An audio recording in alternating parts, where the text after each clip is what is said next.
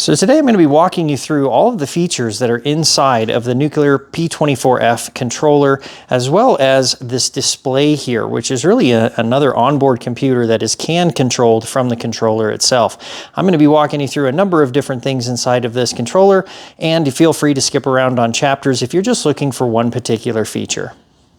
So the first thing we're going to be talking about is these buttons down here across the bottom, and I'll even show you how you can change the colors to whatever color that you want, as well as how you set up this display overall and ultimately make it look the way that you want it to look. For starters, I do want to talk about this. When you're setting up input-output buttons, and I'll show you how to set these up so that you have multiple modes through here, even selecting this last one into a reverse function, these are referred to as CAN 1, CAN 2, CAN 3, and CAN 4. So that's going to be important that you remember that. Another thing is, anytime you want to jump into the menu, it's going to be the far left button over here, and you'll see that it automatically changes back to its default colors of the red, the blues, and the greens. This is back, this is enter, or better yet, confirm, and then this is these two buttons allow you to select up and down, as you can see here. Now, if I want to get into the onboard computer, I'm going to go ahead and click that green button. Through here, you're going to have information save, obviously a whole bunch of different things that we can come down through here and navigate through the software. Now, the same thing happens not only on the onboard computer, which is this device here, but devices. Well, the device is the controller itself, which of course, if we enter into this, we're going to have a whole bunch of options in here that we're going to dive even deeper into. So let's go ahead and go into the onboard computer itself. So I'm going to hit the button here off to the left. First option is onboard computer. Confirm that with the green button here. And you're going to see information. Well, if you go into the information, this is where it's going to show you your voltage, as well as things like input state, going all the way down through all of these, showing all of your various CAN inputs. Literally everything is inside of here. To back out of it, push the red button. Sure enough, the next one down is going to be that save function. Anytime we make changes inside of this, you must save them or back all the way out, see if it's the save or the change that you want. If it is, go ahead and save it. If you make a change during any time of this setup and you don't like what it's doing and you haven't saved it, simply turning it off and turning it back on will default to its previous state. So that's really kind of nice. Now the first one I'm going to go down to is going to be onboard computer settings. If I go in here, I can change my buttons, colors, and brightness. So I want to go ahead and go into that. I can actually change the hue of all of these. To enter in any one of these settings, push the green button. You'll then see a couple of brackets here off to the left. This also has changed over a little bit different of a color, some of these ones, and I can actually come in here and change this. If you hold it down, it will change them very, very quickly. Now, obviously, you can cycle through all of these to whatever color it is that you would like it to be. So that's kind of nice, being able to bounce back and forth in here and set this up any which way that you want. Now, I do like kind of a cool blue color to it, so I'm going to leave mine set there. Once I have this, I'm then going to hit this button again, removes the brackets. I'm out of that setting, and now I can go down into saturation. Saturation just simply allows me to change this to how deep of that color do I want. You can see they're turning whiter and whiter and whiter, ultimately getting all the way down to the bottom where they're essentially just white. I'm going to go ahead and leave this all the way maxed out so I can see everything in here. There we go. Now that's the deepest blue that I can get out of this. Come out of the settings again, go down to the brightness mode, and of course enter into that, and I can actually adjust the brightness of these particular buttons. Now I do like this to be about as bright as I can get them. I'm going to turn this all the way up, and holy cow, do they really get bright in here. That's probably a bit much. I'm going to just leave this down here somewhere in the 80s. Go ahead and back out of that setting. The next one down is auto bright setup. If I enter into auto bright setup, you'll notice mine is turned off. You can turn this on. You can adjust how much the brightnesses, minimum and maximums, are going to be, as well as the illumination level for what it's actually seeing. Now you can see this value here is kind of bouncing back and forth. If I cover it and make it dark, you're going to see that that light sensor shows that my illumination has dropped significantly. Whereas if I take my thumb off of it, that's what controls this controller to get bright or dark. Now, if all of these settings were what I wanted, I would then push the back button again, and then come up to the save button, hit save, tell it to save again with the green button, and I've just saved those settings. That's how easy it is to change the colors on this controller. Okay, so now we're going to go in and we're actually going to change some of the settings that are here on the onboard computer in terms of the dashboard. That actually is in the main screen setup. So go ahead and enter into that. The first thing that you have here is information lines. If you enter into the information lines, you can actually change all of the things that appear on this computer right here in front of you on the dash to really whatever your liking may be. Now I have mine set to the left, is set to unused battery percentage. My motor RPM, they're off to the right. If I want to change this, hit the green button. Of course, I get the brackets and I can toggle through all of the various settings that I have in here. And that, of course, would appear back on my main dashboard. Again, don't forget to save this. Every time you make a change, you want to save it before you go all the way back. That way you have all of this stuff saved. If you happen to turn off power, etc., it saves it inside of there. But there's a bunch of different things you can change in here. Now, since I'm still in edit mode, shown by the brackets here, if I wanted to just simply go back to where I was before, just hit the back button. Takes you right back to where you were. I'm going to go ahead and hit the back button again. I'm going to go down to bar graph settings and come into this. This will actually show you what bar graph settings that you have on here. Start motor temperature, end motor temperature, etc. Going all the way down through here. You can modify these any which way that you want. The next one down is going to be speed units. These by default do come as kilometers per hour. Obviously we want to change that over, so I'm going to enter that, switch it over to miles per hour just to show you it goes back and forth, just the two settings there. Once you have it, hit the green button, you're out of it. Same thing here on temperature unit. Now, to be fair, the temperature unit on this, I'm only changing what shows on the computer here in front of me, okay? Most of the other settings in here are set up as Celsius, so just kind of be aware of that. This is just simply changing it as to what I see on this display and really not a whole lot more, okay? The next one down is going to be a battery capacity. Now this happens to be a stock Surron battery. It is a 60 volt, 32 amp hour. So obviously we're going to be at 1920 on this. You can do a quick calculation online for that if you do have a different sized battery. The theme is really kind of neat. You can actually come in here and change this to whatever theme you like. If you just simply want info lines, or if you want to change it over to the VIT style, there's a bunch of kind of neat ones in here that you can bounce back and forth and see which one you like. I personally really like the Herma one. I think that probably looks the best. The next one down is going to be quick statistics, okay? Now this guy in here allows you to change back and forth between the quick statistics and your speedometer. And this is really cool. So I've got mine set up for general. So let me show you what I'm talking about here. Go all the way back to my main screen. This box right here in the middle, those are those quick statistics, right? And you can actually go in here and reset these anytime you want, just simply by going in and entering in the password and obviously reset all of these. But what's neat about this is I have this on here at a steady state, but since the bike's live, as soon as I give it any throttle, it'll switch over to miles per hour.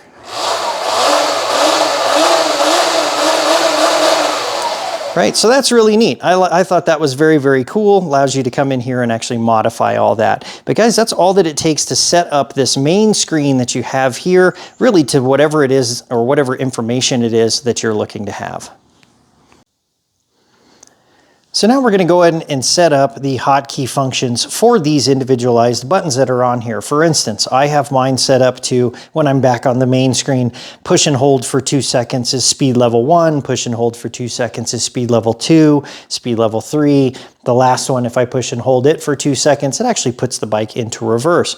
There's really 3 steps that you have to go through to set this up. The first thing you're going to want to do is the onboard computer itself, this device here. So go ahead and go down into button setup. Once you're in button setup, hotkey 1 type is set to latching. Hotkey 1 function is CAN 1, meaning it's talking to the controller through CAN 1.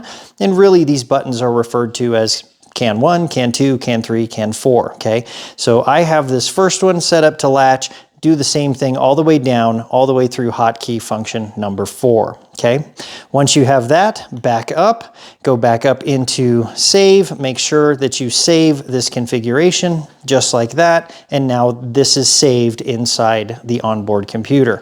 Now back up another level, go down into devices, and now we have to tell the Nucular controller what to do when we actually trigger these outputs over CAN. And that is done in I/O configuration. So I'm going to enter into the controller. I'm going to scroll all the way down here into, oops, I went right past it, I/O configuration, and then come all the way down to where you actually see, there you go, there are all 4 of those CAN ports. Now, there's a bunch of different settings in here.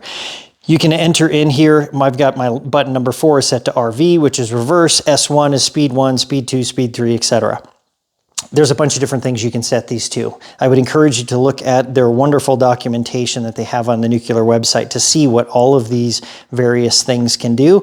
Of course, you can even turn that button off, but there are a lot of different options in how you can control this, even external switches if you want to control your speed. But in my case, I'm going to leave mine set to speed 1, speed 2, speed 3, and reverse. So once I have that set in here, hit the back button. Make sure you go all the way up here to, whoops, I went right past it again, to save settings, hit save, and of course, I'm going to switch that over to on, hit it again, and it's going to say that information has been saved. Now we can back out of that. So that is step 2. We've told the computer what to do, we've told the controller what to do when I enable those buttons, but what is it that I'm actually enabling? Well, that is done under control modes. If you go into control modes, you're going to see phase 1, battery 1, power 1, speed 1, phase 2, battery 2, etc., going all the way down. This is what you have to set to tell it how to use the controller, obviously with the battery and the motor, for when you have each one of those modes selected. Now, this is how I have mine set up. I'm sure you can see this here on the screen, ultimately going all the way down into number 3 here.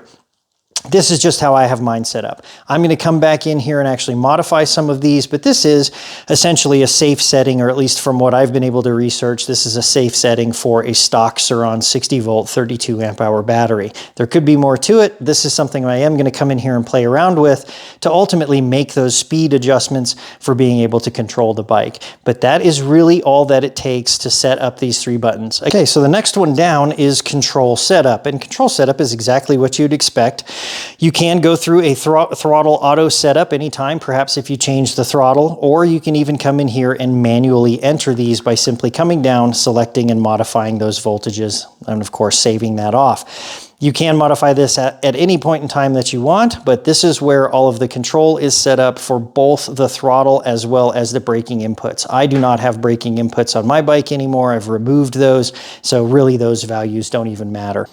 So the next one down is going to be data sources. If you go into data sources, this is where is it receiving the information on the onboard computer to be able to display it on the LCD display. Where is it coming from? Well, is it coming from either the controller or is it coming from the display itself? Of course, you have to set these up independently.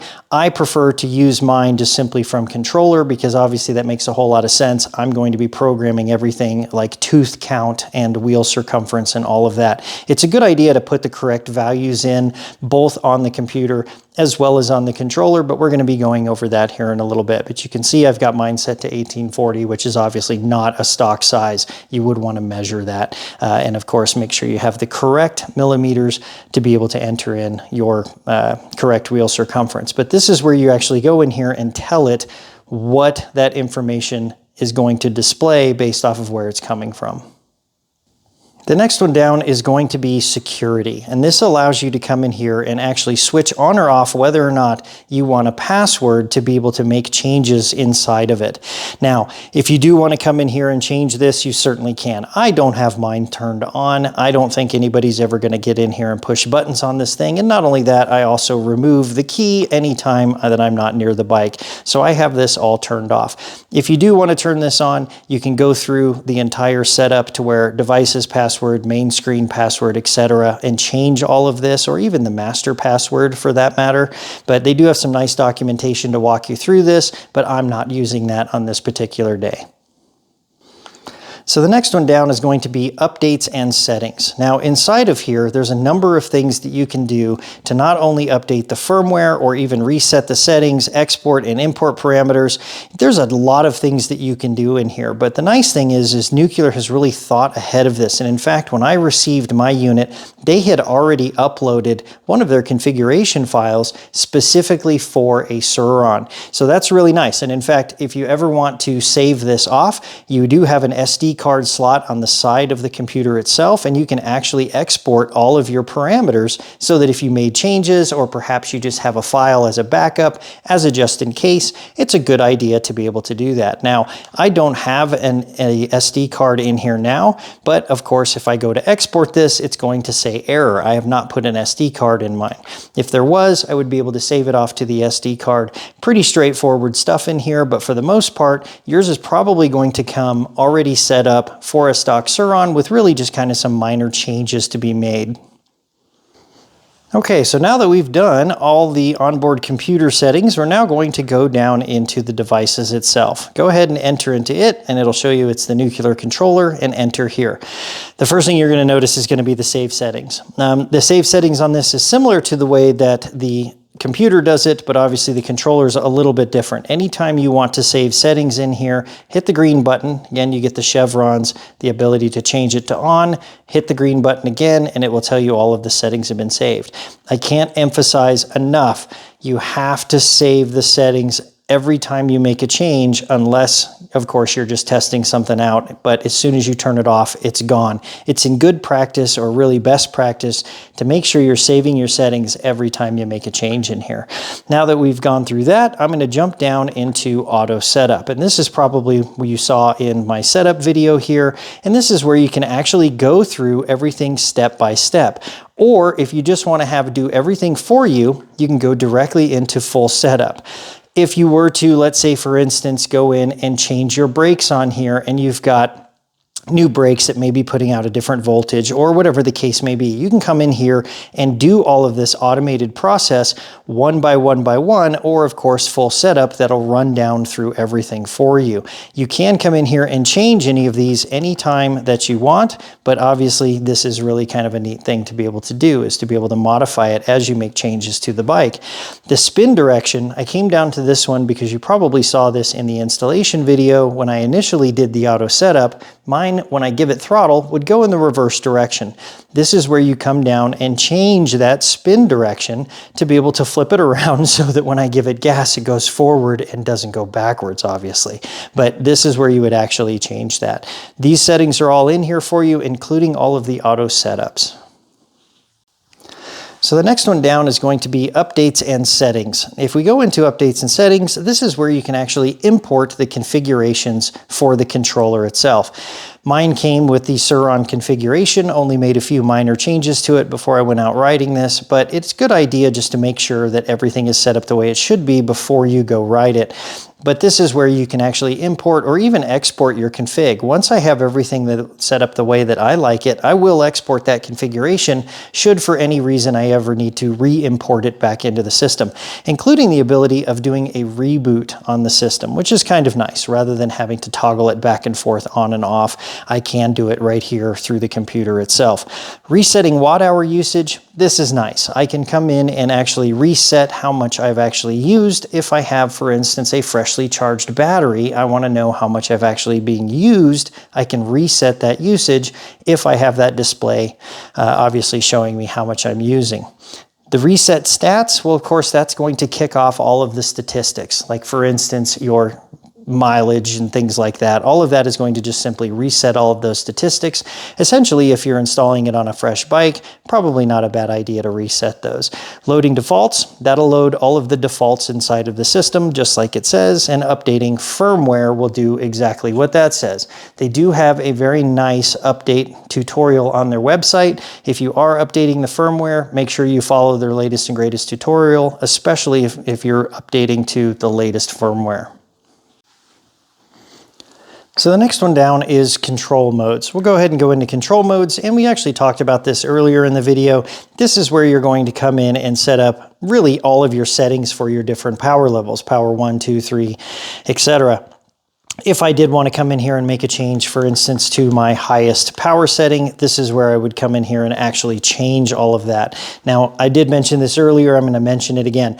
This is what I've already ridden the bike on. This seems to be okay from the research that I've seen, but I would be curious to find out of any of you guys that are watching this, what do you have yours set to on a stock Surron? What works well for you? It'd be very interesting to see how you guys reply.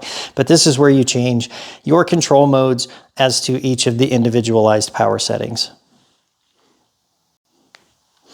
The next one down is going to be advanced modes, and there's a few things inside of here, like for instance, being able to enable the advanced modes. If we said, hey, I want to enable the advanced modes on here, what does that do? Well, that gives me the ability of having neutral by default, a neutral timer, meaning if the bike sits still for a certain amount of time, I want it to just default over to neutral in case someone or even myself walks over and accidentally blips the throttle by accident. It doesn't take off on me. You can actually turn all of this on or off inside of here.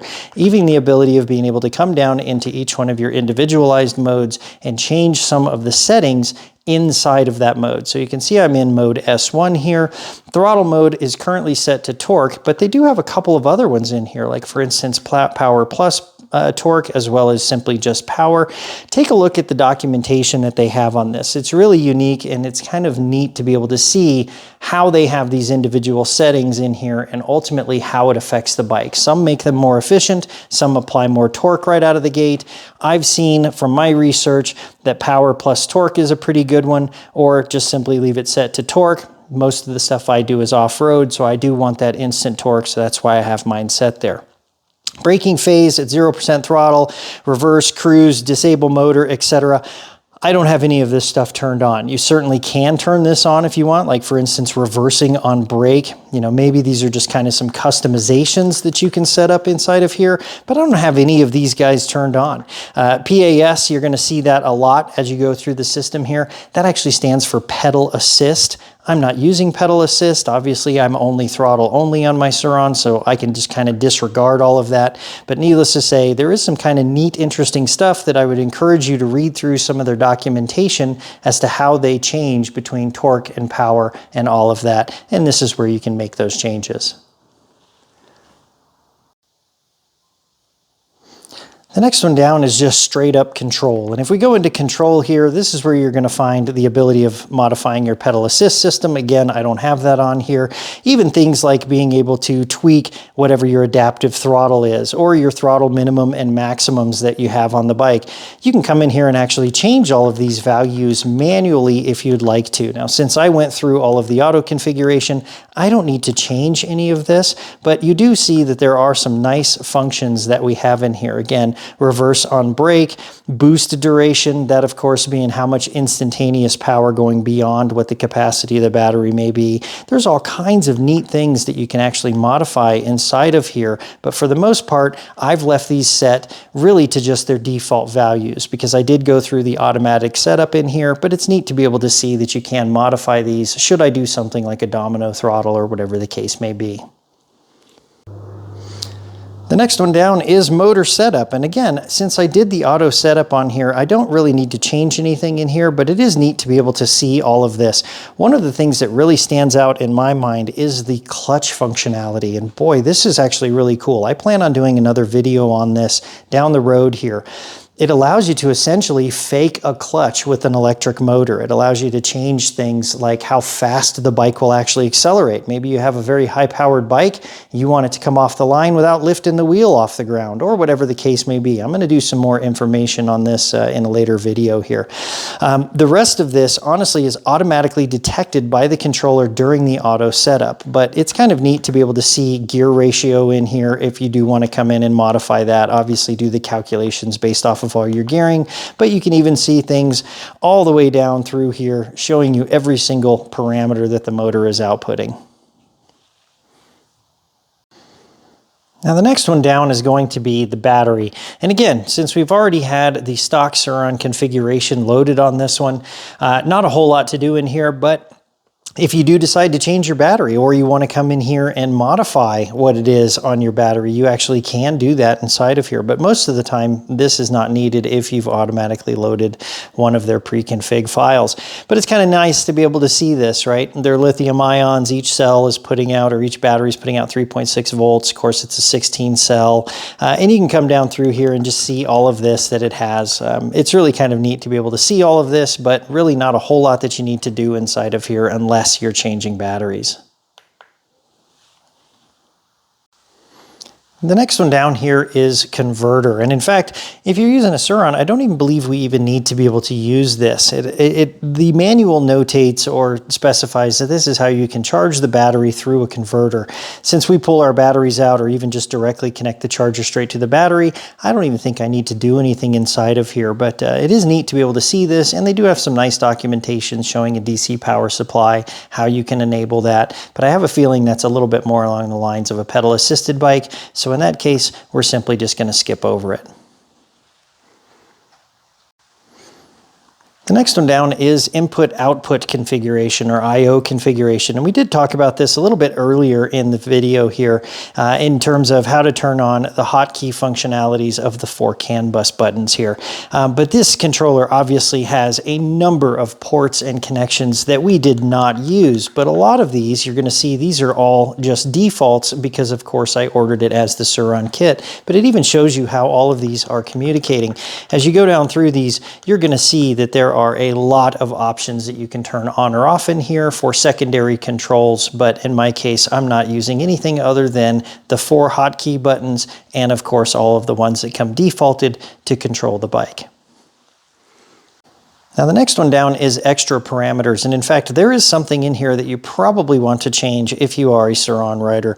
If you go into extra parameters, the first thing you're going to see is the disable button. Well, the disable button is actually the key switch itself. These do not come this way. They come turned as a button, which is just the button on the back of it, or of course you can have a secondary CAN input, but I have mine set to switch because obviously I want to be able to turn the controller and the computer on or off with just the key switch. So change yours over to switch, go back and save the setting, and now it'll work just like it did right out of the box where you turn the key on and the thing powers on.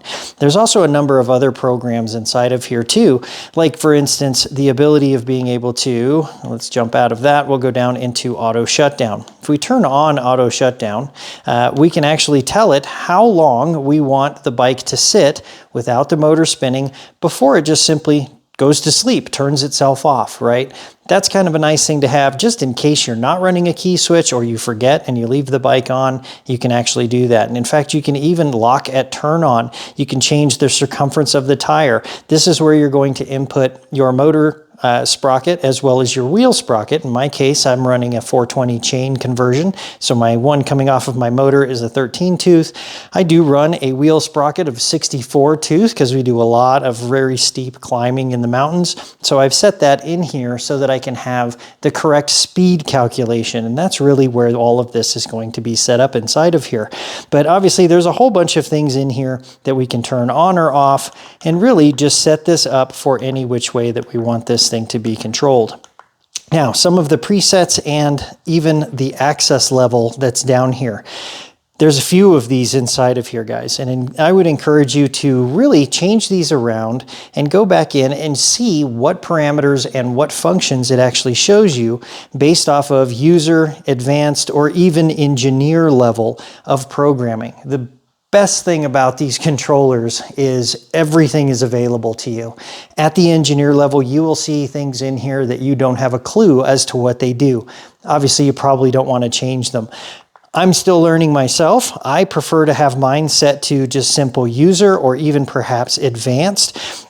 They do come right out of the box as novice, meaning if you go in to set up your battery output, it won't show you kilowatt. If you change that over to user, it actually will show you kilowatt. So a lot of these changes are in here in just terms of access level, and they let you change these at any point in time that you want. If you really want to take a deep dive into these, and I'll probably do it in a later video, kick it up to engineer and start going through some of these settings. You will be blown away at the amount of control that you have through this controller. It is just absolutely mind-boggling. But that's essentially it under the extra parameters. The key switch is probably the most important thing, followed by the motor and the wheel sprocket.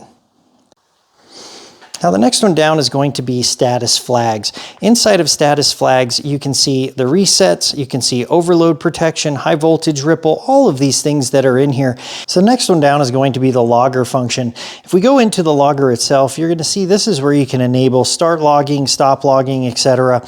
Kind of go down through all of this. Now really, where would you use this? Well, if you're having trouble with your controller for any reason, obviously the tech support folks may want to see a log from it, but you can actually pull logs and actually go back and really kind of sample some of this data. You can even come down here and say, what data do I want to log? And it'll show you all of these things in here, like motor RPM, angle, all kinds of things, all the way down to temperatures. I mean, you name it. It has the ability of logging all of this stuff for you so that you can even come in here and see exactly what's going on with your controller, which is really, really neat. I plan on turning a number of these on, pulling off a couple logs, and just see what all I can extrapolate from this data.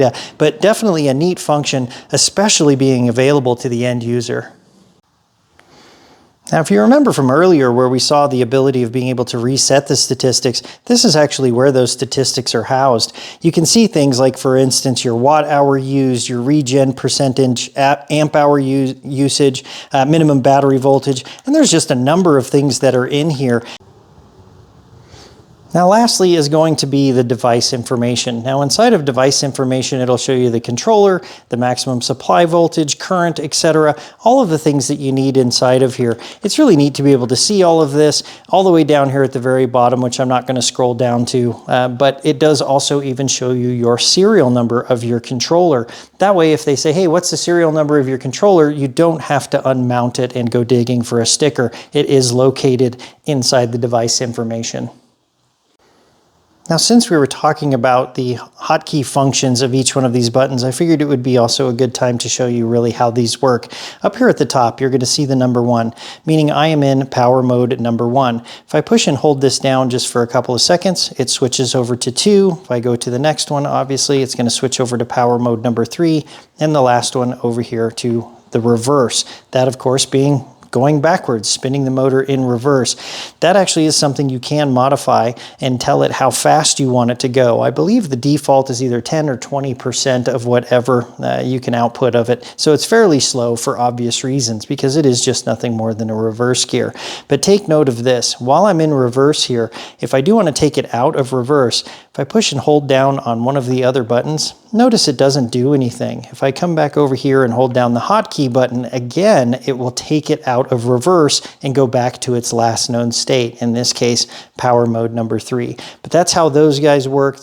Okay, so let's do a wrap up on this thing and really touch on just a couple of really kind of key elements you should be aware of.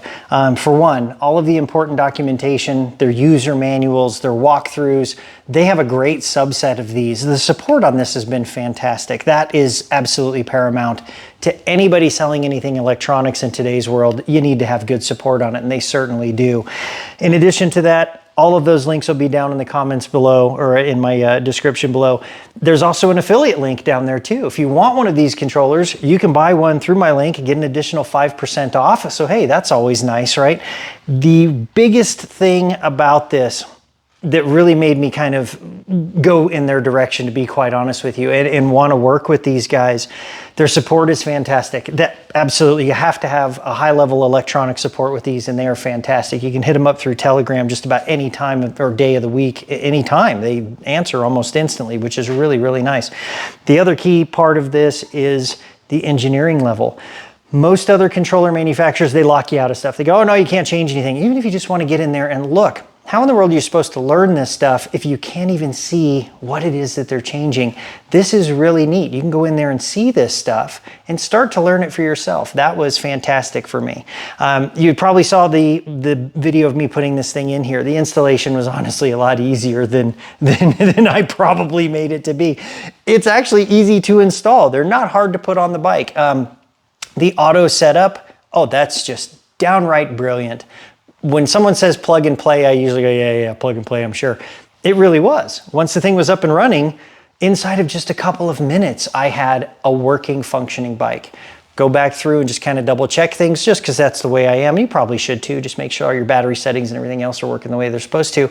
But at the end of the day, This is great. My old controller, which I won't tell you who it is, you can probably figure it out from some of the other videos, almost impossible to get support from. And they don't give you anything in terms of programming it other than, you know, some silly little sliders and things like that that you can do through an app. Very minor settings. And I probably don't need more than that, but they give you the ability of being able to do it. At the end of the day, this thing is awesome. It looks great. I'm gonna do a full ride review on this. We're gonna take it out. I'm gonna tear this thing up in some of the mountains, let you know how the power feels, things like that. I've ridden it up and down the street just a little bit just to kind of feel, and there's definitely more power there, so that's gonna be kind of fun to watch that video. But guys, if you like this kind of content, let me know. If I messed something up in the video, throw a comment down there. Tell me I did something wrong. I'm not shy. Feel free. It doesn't hurt my feelings in the least bit. But that's the end of it for this video, guys. Next thing you're gonna see is gonna be that ride review. We hope that you come along for the ride. And thanks again for watching. And don't forget to subscribe if you like this content. All right? See you on the next one.